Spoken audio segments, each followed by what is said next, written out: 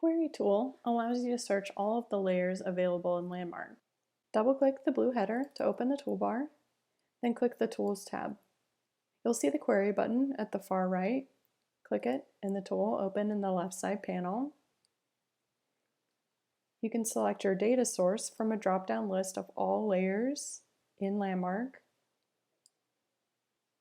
So let's say we want to search 911 addresses in Landmark. You can specify whether you want to search the entire map area, or you can zoom in and search by your current extent.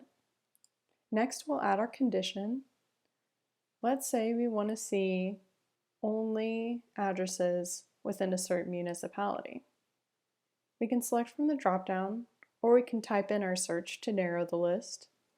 Notice that all of these municipalities are coming back in all caps. So we'll want to type in all caps when we're searching. So we've narrowed down the list. We'll select the municipality we want. And when we're ready, we'll click search. The tool will run and give us a list of all addresses that match our query. We can click to expand the results and we'll get a list of all addresses within Pilot Point. From here, we can zoom closer on the map to get a better view of our addresses.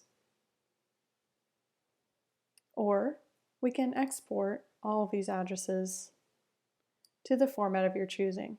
We can also go back to our query and narrow it down even more.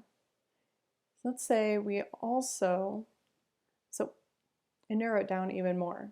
We do that by adding a condition. And we'll say that we also want the street name to contain north.